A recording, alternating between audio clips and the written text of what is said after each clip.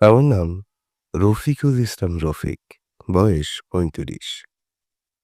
আমি পেশায় একজন অটোরিকশা চালক। থাকি নারায়ণগঞ্জের ২৫০০ উপজেলায় গোপীনাথপুর গ্রামে। সারাদিন রাস্তায় ঘুরি, মানুষ তুলি, নামাই, এই নিয়ে জীবন। ঘটনাটি ঘটেছিল এক শীতের রাতে, ডিসেম্বর মাসের শেষের দিকে। আকাশে তখন ধোঁয়াটে মেঘ, হালকা কুয়াশা আর কাঁপিয়ে দেওয়া ঠান্ডা হাওয়া। সারাদিন ভাড়া মন্দ হয়নি, তাই ঠিক করেছিলাম রাত ৯টার পরেই বাসায় ফিরব। চাঁদমিয়া ব্রিজের মোড় পেরিয়ে যাচ্ছিলাম। হঠাৎ দেখি রাস্তায় একটা মহিলা দাঁড়িয়ে আছে, সাদা রঙের ওড়না মাথায়, হাতে ছাতা, কিন্তু ছাতাটা ভাঙা। সেই সময় ওই রাস্তায় কেউ থাকে না সাধারণত। মহিলাটা ডান হাত তুলে সিগন্যাল দিল। আমি থামলাম না। উম, আরেকবার পড়ছি একটু আগে থেকেই। চাঁদমিয়া ব্রিজের মোড় পেরিয়ে যাচ্ছিলাম। হঠাৎ দেখি রাস্তায় একটা মহিলা দাঁড়িয়ে আছে, সাদা রঙের ওড়না মাথায়, হাতে ছাতা, কিন্তু ছাতাটা ভাঙা। সেই সময় ওই রাস্তায় কেউ থাকে না সাধারণত।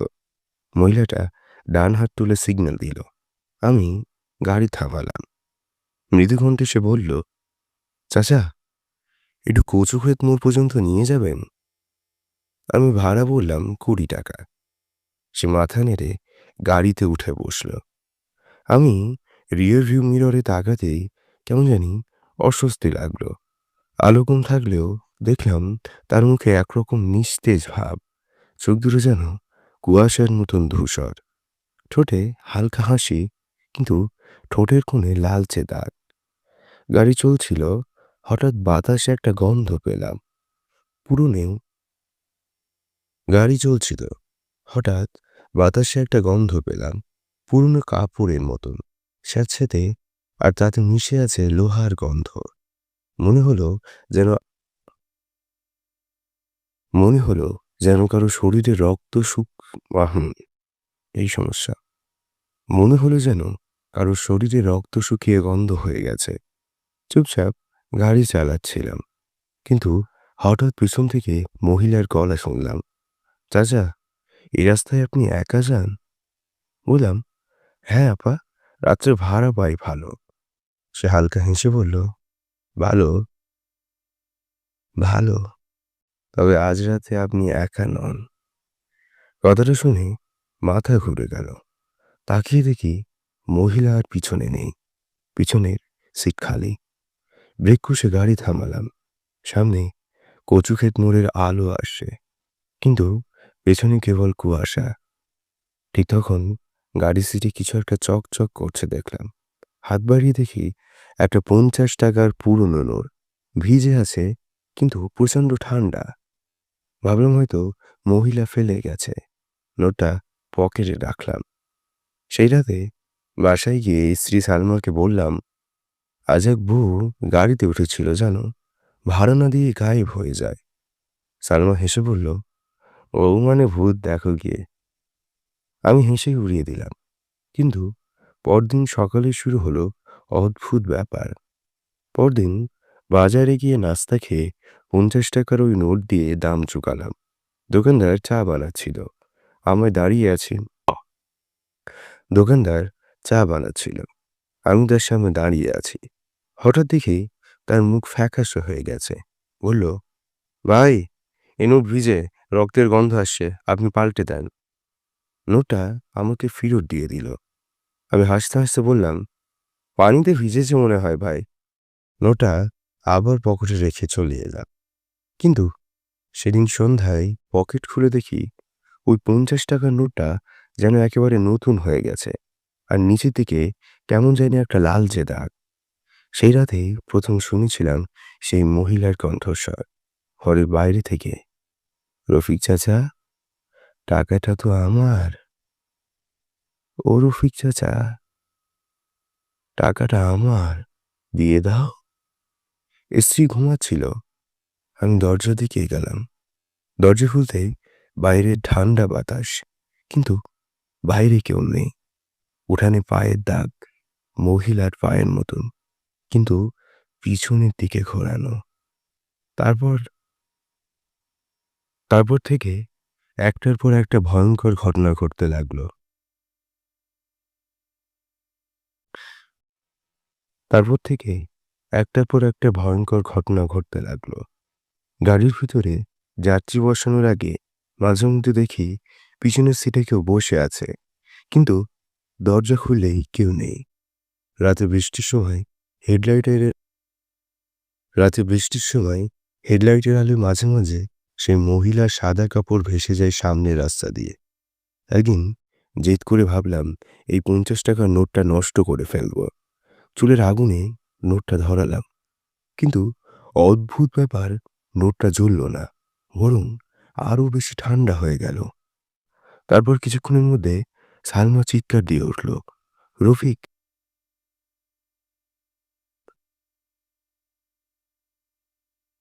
তারপর কিছুক্ষণের মধ্যে সালমা চিৎকার দিয়ে উঠল, ওগো, দেখো, তোমার পায়ের নিচে আগুন।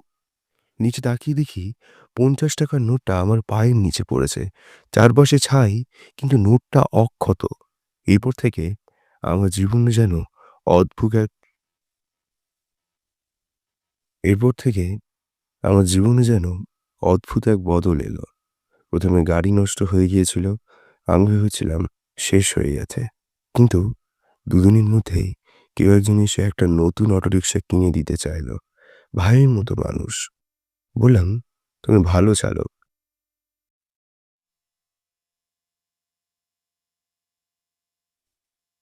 কিন্তু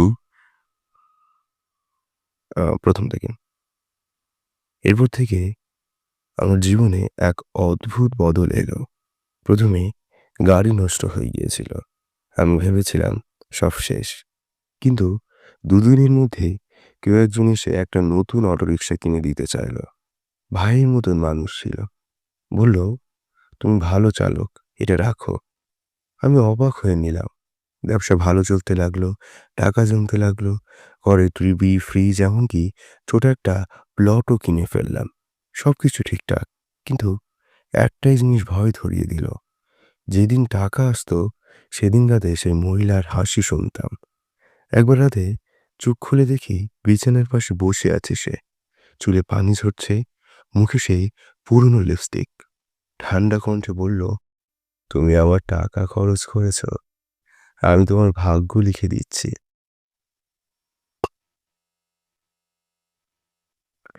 তুমি আমার টাকা খরচ করছো, আমি তোমার ভাগ্য লিখে দিচ্ছি।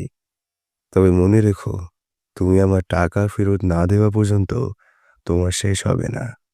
বলেই অদৃশ্য হয়ে গেল। তারপর থেকে আমি যতবার ৫০ টাকার নোটটা খরচ করি সেটা আবার ফিরে আসে। কখনো পকেটে, কখনো গাড়ির ড্যাশবোর্ডে, কখনো রান্নাঘরের চালের ড্রামের ভিতরে। একবার নদীতে ফেলে দিয়েছিলাম। দুদিন পরে বাজার থেকে খুচরো নিতে গিয়ে দেখি দোকানদার সেই একই নোটটা ফেরত দিচ্ছে। নোটের ওপর লেখা আছে, আমি ফিরব। নোটের ওপর লেখা আছে, আমি ফিরব। হাতে ধরে দেখি অক্ষরগুলো যেন রক্ত দিয়ে লেখা। এখন আমি ধনী, ৫টা গাড়ি, নিজের বাড়ি, ব্যাংকে টাকা, সবই আছে, কিন্তু ঘুম নেই।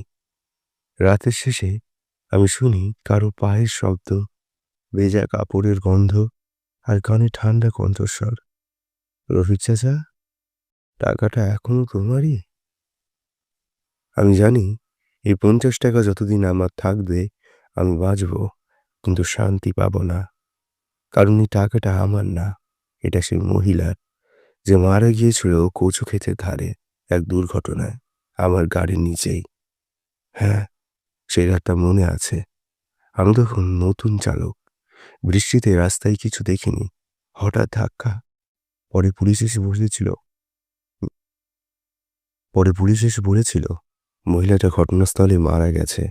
আমি ভয়ে কাউকে বলিনি। সম্ভবত সেই টাকাই তার হাতে ছিল। এখন সেই টাকাই আমার জীবনের শিকল।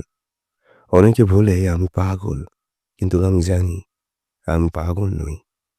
আমি প্রতিদিন এই ৫০ টাকার নোটটা নিয়ে ঘুরি, শুধু এই আশায় যে কেউ যেন ওটা চুরি করে নেয়। কারণ যতবারই কেউ আমার কাছ থেকে টাকাটা চেয়ে নেয়, সেই নোট ফেরত আসে। কিন্তু যদি কেউ চুরি করে নেয় তাহলে হয়তো মুক্তি পাব। কিন্তু ভাগ্য বুঝি আমায় ছেড়েই দিয়েছে। এখন কেউ সেই টাকা নেয়নি। আর মহিলার কণ্ঠ প্রতি রাতেই শুনি, রফিক চাচা, ও রফিক চাচা, টাকাটা তো তোমার নয়, ওটা আমার, ফিরিয়ে দেবে না? সেদিন কদিন আগেই আমি আবারও সেই চাঁদনিয়া ব্রিজ পার হচ্ছিলাম। হুম, সেদিন কদিন আগে আমি আবারও সেই চাঁদনিয়া ব্রিজ পেরোচ্ছিলাম। রাত প্রায় 1টা। বৃষ্টি পড়ছে, রাস্তায় কেউ নেই। হঠাৎ দেখলাম রাস্তায় দাঁড়িয়ে আছে সেই এক মহিলা, সাদা ওড়না। হঠাৎ দেখলাম রাস্তায় দাঁড়িয়ে আছে সেই একই মহিলা, সাদা ওড়না, হাতে ছাতা। আমার বুক কেঁপে উঠল। গাড়ি থামালাম না, বরং এক্সিলেটর টিপে দিলাম জোরে। কিন্তু হঠাৎ গাড়ি বন্ধ হয়ে গেল। ইঞ্জিন স্টার্ট নিচ্ছে না কোনোভাবেই। তখনই পিছনের আয়নায় তাকালাম। সে হাসছে, বলল, রফিক, আমি তো বলেছিলাম টাকাটা আমার। এখনই সময় হয়েছে, তুমি টাকা সহ আমার কাছে আসো। বাতাসে কুয়াশা ঘনীভূত হতে লাগলো। গাড়ির ভিতরে ঠান্ডা কুয়াশায় ঠেকে গেল। এরপর আমি আর কিছু মনে করতে পারি না। পরদিন ভোরে লোকজন আমাকে রাস্তায় পরদিন ভোরে লোকজন আমাকে রাস্তায় অচেতন অবস্থায় পেয়েছিল। গাড়ি রাস্তার পাশে, হেডলাইট জ্বলছে, আর আমার হাতের মুঠোয় সেই একই 50 টাকার নোট, ভেজা, লাল দাগে ভর্তি। আজ 3 বছর কেটে গেছে, আমি এখনো বেঁচে আছি। কিন্তু প্রতিদিন শুনি সেই কণ্ঠ, রফিক চাচা, আমার টাকাটা ফেরত দাও। কেউ যদি সাহসী হন, আমি বলবো আমার কাছ থেকে এই 50 টাকার নোটটা চুরি করে নিন, তাহলে হয়তো আমি মুক্তি পাবো। তবে খেয়াল রাখবেন, এই টাকাটা একবার যার হাতে যায় সে আর কখনো শান্তি পায় না। আর সেই 50 টাকার নোটটা আমার পকেটে আছে। ওটা শুকনো, কিন্তু ছোঁয়ার সাথে সাথে ঠান্ডা হয়ে যায়। আর কানে বাজে সেই শব্দ, ধন্যবাদ রফিক, তুমি তো আমাকে বাড়ি পৌঁছে দিয়েছ। গল্প লিখে ছোটখাটো ভুল থাকলে ক্ষমা সুন্দর দৃষ্টিতে দেখবেন। আর যদি ভালো লাগে অবশ্যই বলবেন। আমি বলবো গল্পটা বড্ড অদ্ভুত লেগেছে আমার, আর সত্যি খুব ভালো লেগেছে। আপনি আমাদেরকে আরও অনেক বেশি গল্প পাঠাবেন। যদি আপনারা কেউ গল্প পাঠাতে চান ঘটনাস্থল ইউটিউব চ্যানেলে, তাহলে অবশ্যই ঘটনাস্থল@gmail.com পাঠিয়ে দিন আপনাদের জানা সত্য ঘটনা।